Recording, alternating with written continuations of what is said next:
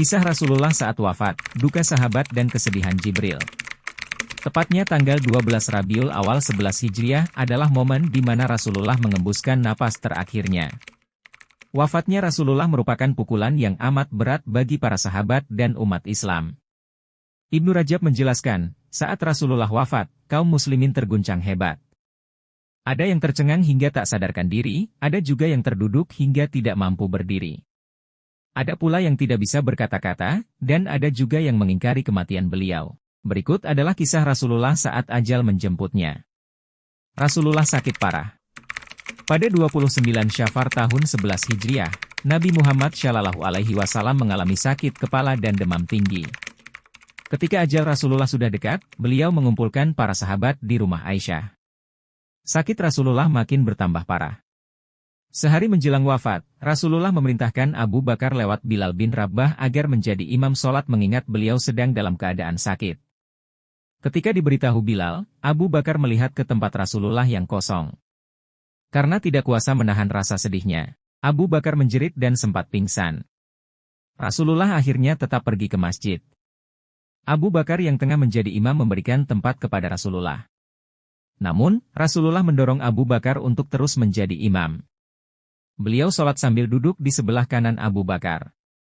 Setelah selesai, Rasulullah bersabda, "Aku berwasiat kepada kamu semua agar bertakwa kepada Allah karena aku akan meninggalkan dunia yang fana ini.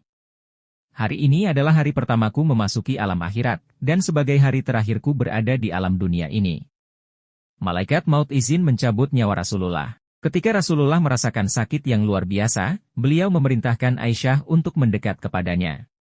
Malaikat Jibril kemudian menemui Rasulullah dan berkata, "Malaikat maut ada di pintu, meminta izin menemuimu, dan tidak pernah meminta izin kepada seorang pun sebelummu." Rasulullah mengizinkan malaikat maut masuk. Dengan lembut malaikat maut berkata, "Saya datang untuk ziarah sekaligus mencabut nyawa. Jika Tuhan izinkan akan saya lakukan. Jika tidak, saya akan pulang."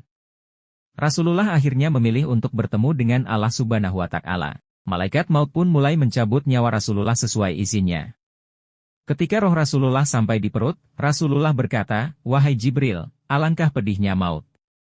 Mendengar ucapan Rasulullah, Jibril memalingkan wajahnya. Rasulullah bertanya, "Wahai Jibril, apakah engkau tidak suka memandang wajahku?" Jibril menjawab, "Wahai kekasih Allah, siapakah yang sanggup melihat muka Rasulullah, sedangkan Rasulullah sedang merasakan sakitnya maut?" Duka para sahabat.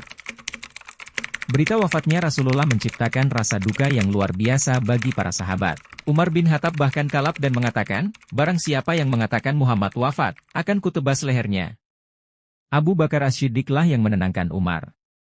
Abu Bakar kemudian membacakan surat Ali Imran ayat 144 yang artinya, "Muhammad itu tidak lain hanyalah seorang rasul, sungguh telah berlalu sebelumnya beberapa orang rasul. Apakah jika dia wafat atau dibunuh kamu berbalik ke belakang, murtad? Barang siapa yang berbalik ke belakang, maka ia tidak dapat mendatangkan mudarat kepada Allah sedikit pun, dan Allah akan memberi balasan kepada orang-orang yang bersyukur." Bilal bin Rabah, sang muadzin, juga tidak kuasa menahan kesedihan. Hatinya bergetar tatkala melafalkan asyhadu anna Muhammadan Rasulullah. Itulah kisah sedih wafatnya Rasulullah dan awal umat muslim diuji dengan pemimpin baru dari para sahabat. Semoga kelak di akhirat kita mendapatkan syafaat dari Rasulullah. Jangan lupa like, comment and subscribe channel Apa Itu Islam Indonesia.